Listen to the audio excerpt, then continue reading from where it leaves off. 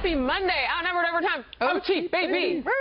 Wow. So you were just saying that you thought that the TV version of us went by so fast. That means you must have had a really good time. I had a great time. We covered a lot of material. Yeah, we did, right? Yeah, it's a complex situations are happening all over the world, but I think things are moving in the right direction. It's just wild times, isn't it? I'm already on Facebook. Facebook's already up and running.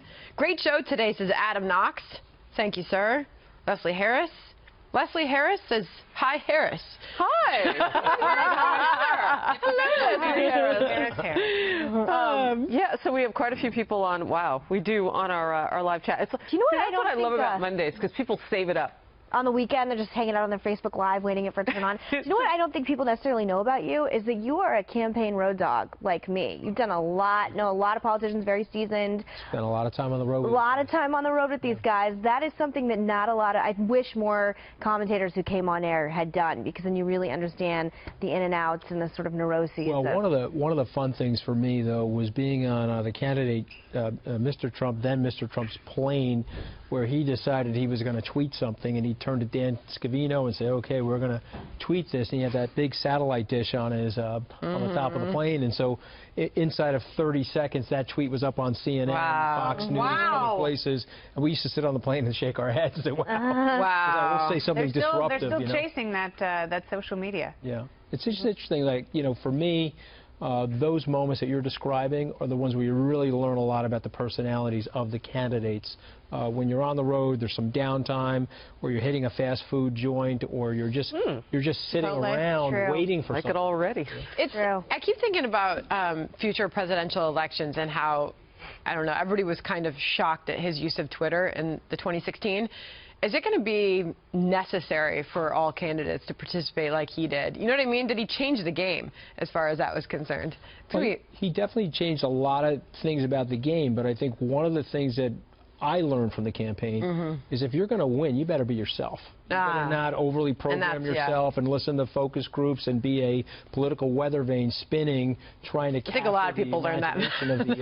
But it's easier said than done. How many politicians that we know are actually going to be able to accurately execute that? I mean, going forward, no, you can't imitate an original, and we've talked about this because you believe he's sort of a iconoclast, that it was just a moment in time and he was the perfect man for the moment. Do you think candidates are going to have to be like, tweeting all the time? I actually think it was the 2008 election that changed so much as far as social media and candidates having from every generation and all parties having to figure out how to effectively mobilize people using social media.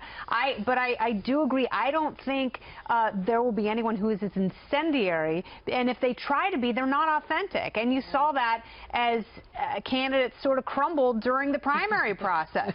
And one after another, they tried to emulate Donald Trump. Please clap. But even Marco Rubio, he tried. That's so brutal. I'm not even going to say who that was. That's an excellent point. It was very painful. I love him still. I love Jeb. Exclamation point. Then candidate Barack Obama really did change the landscape of things online, and it didn't take another Republican to do it. It took a Donald Trump. Because the Republicans, if you look at their Twitter accounts and their social media presence, haven't really changed all that much. They were not the answer back to that huge, if you will, social media power grab that Obama did. It was Trump. It really is interesting. In 2008, so what will they do after Trump? The volume of social media, and it really wasn't refined. It was just, then Senator Obama figuring out that if he used MySpace and Facebook in a certain way, that the press was going to give him so much adulation for that. That was greater currency. It was the thought of it as opposed to really. It was the format and not the message. And with the president, it's his message. But Twitter's a different medium than Facebook. I mean, very much so. I remember when Randy Zuckerberg's sister came out after the election and said, Democrats wanted to work with us all day long. We went to the RNC and nobody would help us. It was a total crock. They were in the tank for Democrats, and it ended up being a huge controversy. You can Google it. So the thing I like about Twitter is it's equal opportunity offenders. He doesn't need Twitter CEOs to get his message account. He doesn't need to meet with anyone at Twitter headquarters. So I do agree with you that that's when the social media revolution started. My question for you guys, though, is will there be more businessmen and women entering politics at that national level. Yeah, it's going to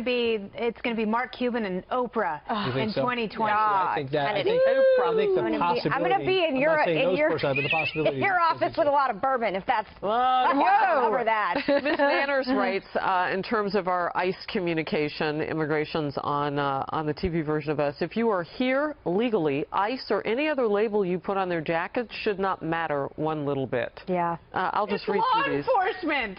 Jeannie 17 says, notice how the Russian investigation has fallen off the radar. Bet we never get a final report from all three groups who are investigating this. Such a farce. This is particularly kind of bad for the presidency because he needs to get beyond this issue when it does creep back. That's why you saw the president in favor of this investigation. Like, go on and get this over with and let's move forward. Your thoughts? I totally agree with that. Yeah.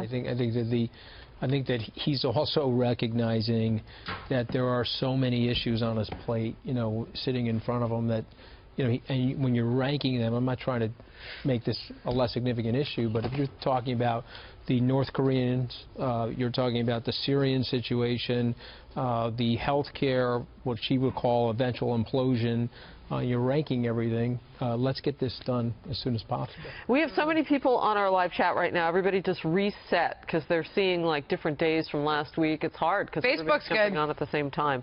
But people are still participating too, thousands of them. So we appreciate that as well. What are you seeing on Facebook? I watch the program all the time. Great work, Carlton Raymond. Everyone's passing out compliments. You can ask questions too, but we appreciate the compliments. Sean Smith, great show today. You guys are great. Is that a relative, Sandra? Thank you. Great show and guest today. That's Belinda Wicker with a heart next to guest. So I think that's to you, Anthony. Right, Anthony, can we ask about what's coming down the pike with you? Because there have been reports that you will be with the Trump team in a different capacity. I'm hoping. My fingers are crossed. I had a very good meeting with Chief of Staff Priebus last Tuesday. I had a 2-hour dinner with him. I met with Steve Bannon in the White House on Tuesday. But these are not new people to you. No, they're all friends. Because you were on the team, my problem is that my deal, when I sold Skybridge, was a very complicated transaction, and I needed I have 41,000 clients at Skybridge, and so the way this stuff works is I needed 20,500 signatures to effectuate the change of control. So my fund holders had to give permission for me to give up my ownership stake, and so that just takes. And you had to go through all that in such a public way. I mean, I was seeing you in the Wall Street Journal every day. I'm like, how does that feel? The Wall Street Journal basically had my obituary 4 times. I'm still standing, so hopefully we'll prove them wrong, Sandra. When it's always good to see you. What do you want to do with the administration? Am I still friends? Are you old friends from working in finance? Well, we actually have a Cubs-Mets rivalry. We go back a couple of years when the Mets used to beat the Cubs. Now the Cubs just thump on the Mets, Megan. Yeah. This year's looking good out of the gate, I would say. The Cubs look we have good. another Giants. You got another shot. Chicago Cubs. We're talking. Are we? I'm hoping to do something in communications. So you're going to want to get into the communications. Yeah, I'm hoping. No. We'll have to see. Are you going to unseat Sean Spicer? Is that what we're saying? I don't think so. No, I think. Would you like that job? Well, I would like. It looks like a I would tough job. like Sofia Vergara to play me on Saturday Night Live. I had the job. She'd be at the top of the list. That's good. Oh my goodness. I like that. I just got that. I'm kind of slow on Monday. That's funny. Forgive me. Right. All right, so we have a lot of people on the live chat now. They figured it out. They're like, epic reset. Yes, that's what you need. Great show. But then again, it's a great show every day. I'm telling you, you all are excellent. We're filled with compliments. AP88. I kind of had to read that. Just refreshed. Just refreshed. I am, and there's still just, thank you, everyone. Wonderful. Let's see. How about here we go. I have to read the entire comment before I can read it out loud. Oh, no. Send us your questions. We'd love to ask Anthony. Go for it. Address something that people have been saying to me on Twitter. They were upset that I lumped Social Security in with entitlements when talking about entitlement reform. That's really just a term of convenience, but also Social Security is going to dry up, and how many people are going to feel entitled to what they paid into it, and it's going to be actually none of us, because because we never anticipated to get any of it back after Not a people certain our age. No. Yeah, I mean, our tax accountants have been telling us since we were like 18. Yeah, keep paying, you'll get nothing. Keep paying, you'll get Cato nothing. Institute used to have a poll up on their site that said more Gen Xers believe that aliens will visit us rather than they'll have Social Security to draw from. Excellent. Maybe the aliens are already here. Yeah. Maybe they've got checks. We'll see you around, and glad you came by. Thanks, Anthony. Absolutely. Come back Thank you, anytime. Anthony. All right, Good to we'll see see you you. tomorrow.